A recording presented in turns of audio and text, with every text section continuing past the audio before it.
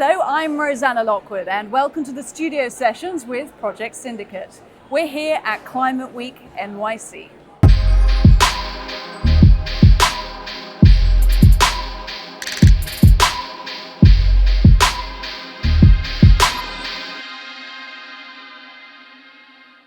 In just a few weeks' time, world leaders will gather in Belém in the Amazon for COP30, possibly the greatest concentration of political power anywhere in the world. But what about the voices of ordinary people? Will they be heard? Well, a new global citizens' assembly at COP hopes to shake things up by bringing in the people who aren't normally in the room, but whose lives are all affected by the decisions made in those rooms. For this conversation, I'm delighted to be joined by Sandrine Dixon de Clèves, Honorary President of the Club of Rome and Executive Chair of Earth for All, and by Aranaba Ghosh, South Asia Envoy to COP30. Thank you both. Thank you. Thanks for having me. And Sandrine, I'll come to you first if you don't mind. The viewers of this might be wondering, what is a citizens' assembly exactly, if they haven't heard of one before? Try and describe it for us. I think the beauty of the Citizens' Assembly is bringing the voice of citizens into the COP negotiations, at least in this particular instance.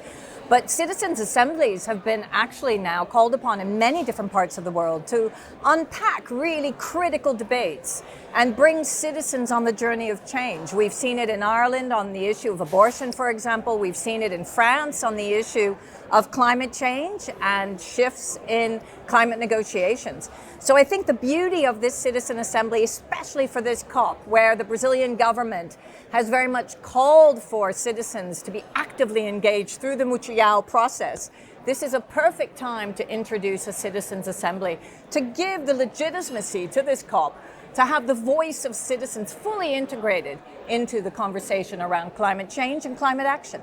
Just so I can understand the mechanics here, so we're talking literally about a group, an assembly, a formation of just regular people. It's no government figures in there, no politicians. It's about getting members of the public involved, right? Yes, absolutely. But members of the public involved also means that you can have a variety of different ways to engage the public. So yes, there is the physicality of ensuring that you have an assembly, but also the way in which you can create constant feedback loops with bringing the voice of citizens into the preparation for the COP and also during the COP itself. We'll come back to understand a bit more about that shortly, but let's talk about the implementation, hopefully at COP30 of this, Aranaba. Why would it be so transformational to have citizens involved at this upcoming COP?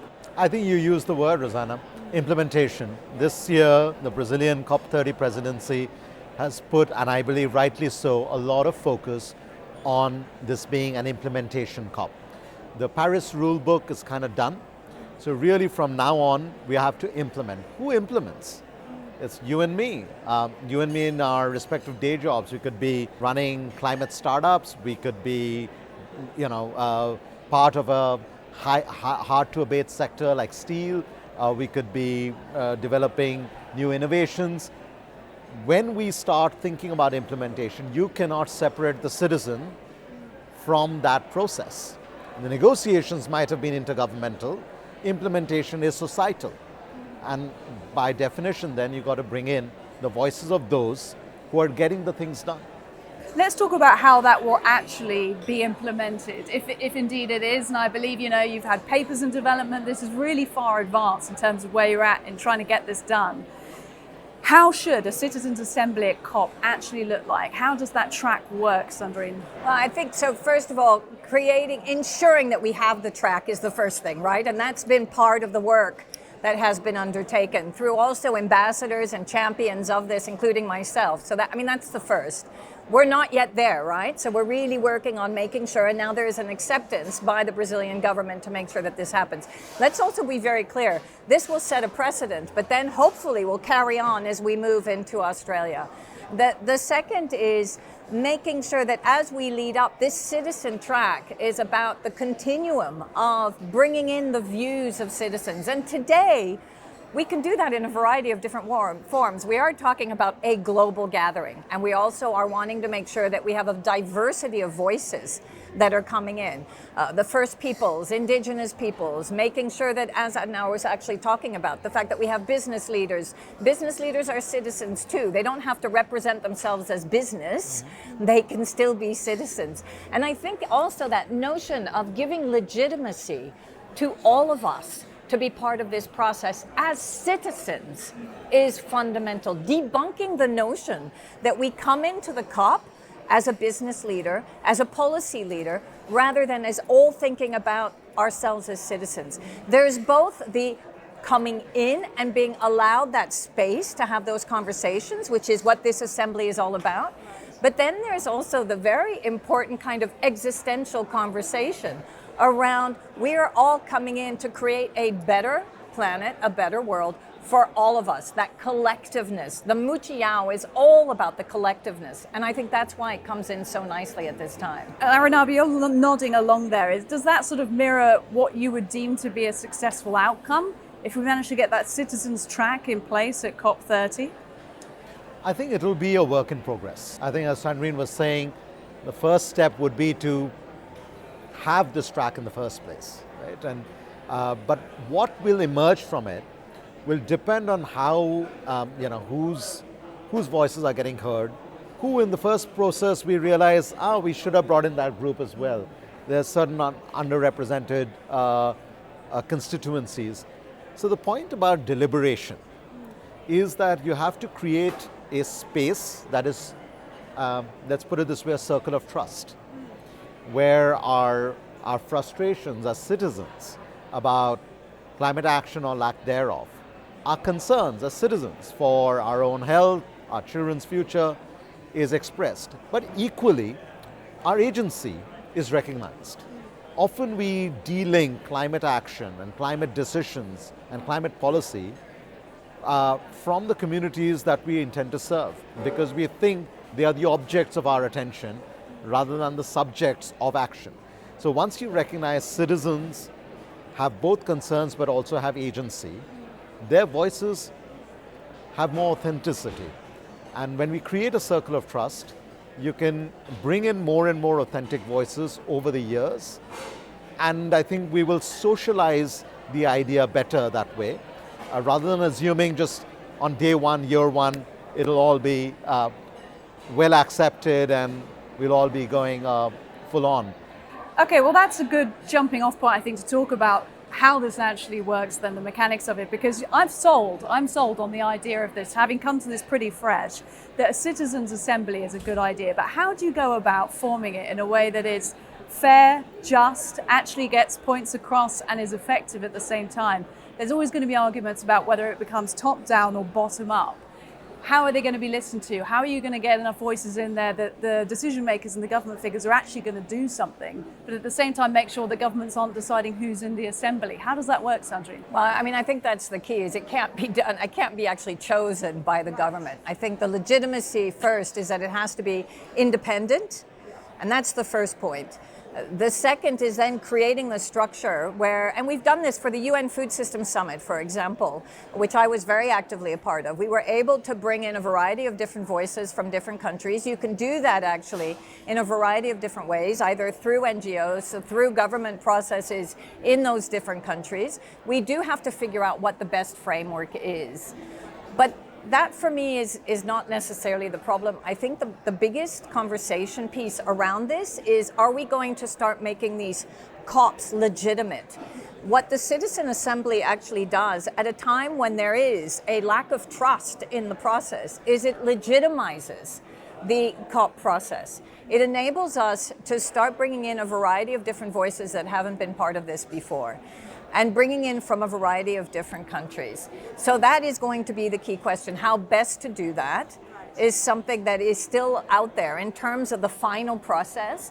But I think the organizers are thinking through that framework to make sure that it's transparent, that it brings a diversity of voices to the fore, that we are also, because often assemblies are built around questions. So framing the right questions to also engage citizens to answer those questions. You can almost see it almost as a type of survey mechanism where, for example, we undertook an Ipsos survey that went out and asked G20 citizens whether they were still interested in climate change, because so many of us are being told by governments that actually citizens are not interested. And through those surveys, you then are able to engage more citizens to be part of the conversation.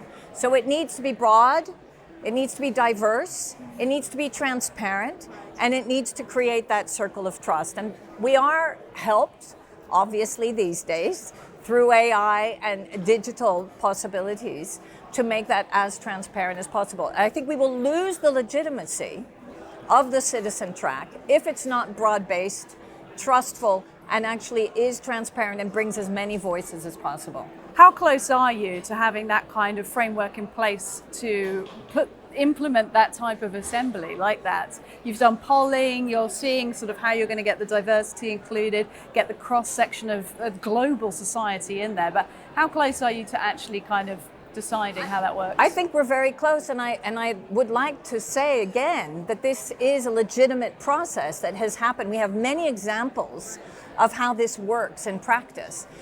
My worry, and that's not from this particular process, is that we do need to make sure that then leaders listen. I'm less worried about creating a legitimate citizen engagement process through the assemblies. So many good people are behind this thinking and are trying to do the right thing.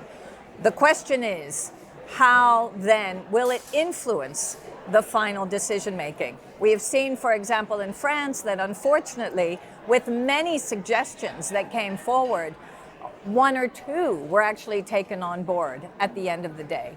So I think we need to think also around how then does this influence the policy making at the end of the day that we actually need influence? Well, that may be an interesting question for you, Arunava. How do you get that momentum to continue once potentially an assembly is implemented, once you've got this implemented at COP?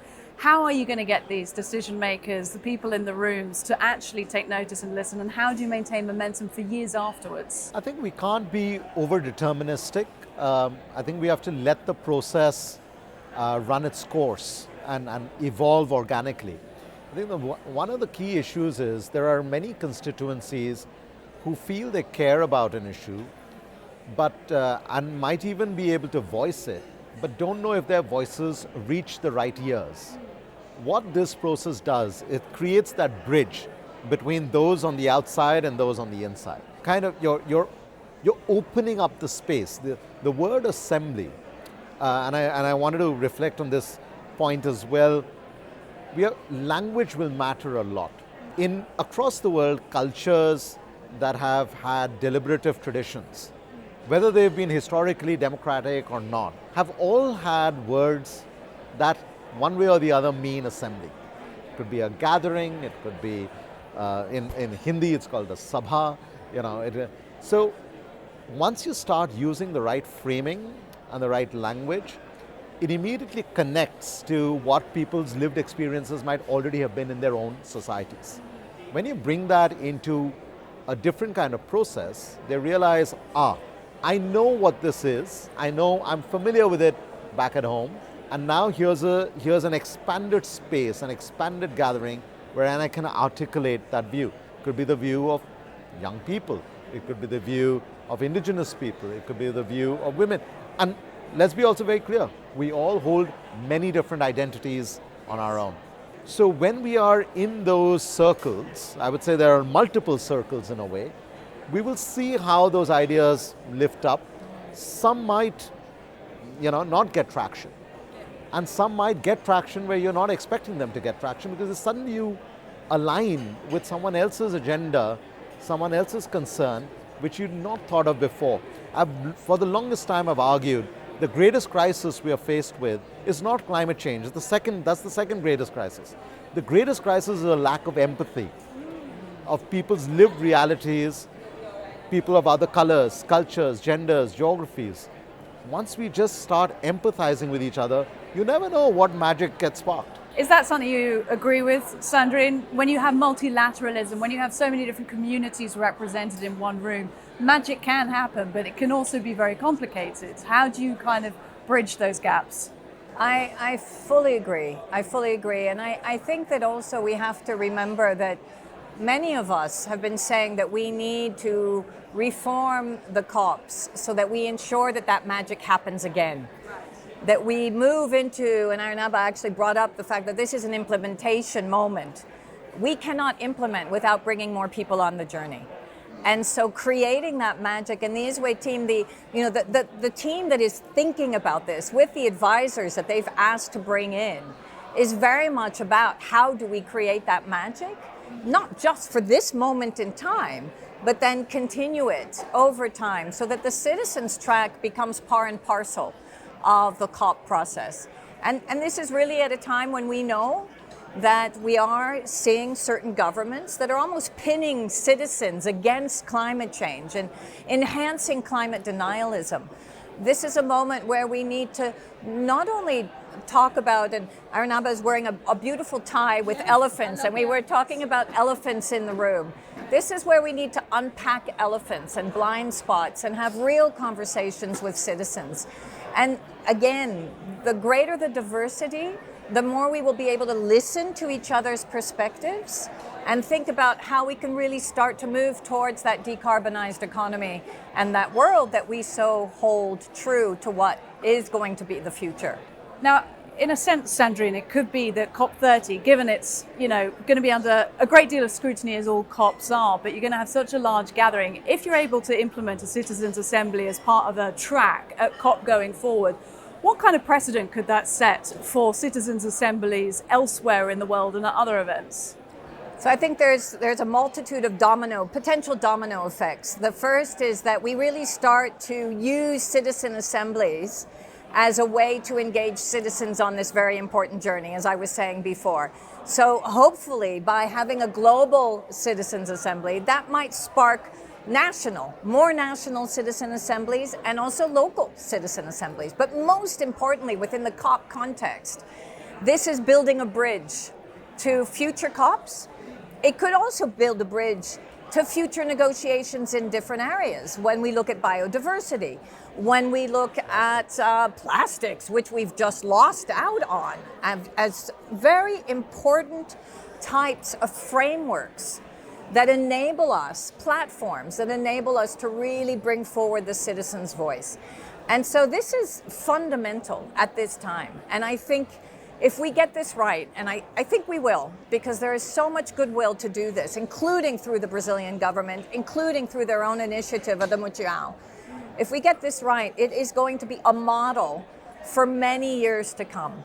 And I think, if I may just add, the Brazilian presidency has also been organizing these ethical stocktake dialogues on every continent. There was one in India as part of the Asia Dialogue just earlier this month. They've done it in Bogota, in Colombia, in London, to represent Europe, in Ethiopia. So I think we are already seeing that there will be many layers of these conversations that will keep happening. And then we will also discover that there are other processes that are perhaps already underway that haven't been given this label necessarily. But it's kind of then becomes a docking mechanism of different kinds of forums, platforms, sabhas, jirgas that then come together as part of a collective process. I really like this. It's like the mycelia effect.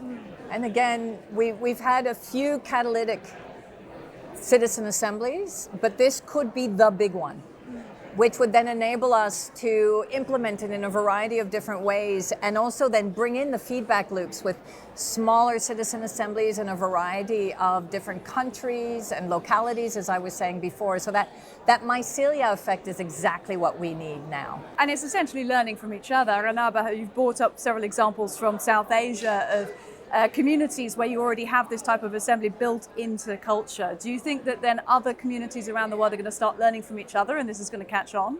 Yeah, and again, I think it's less about learning from each other and more about getting to know each other, because I think these processes, these traditions already exist and they are used in societies in moments of, when deep crises happen, It could be conflict in a particular part of the world.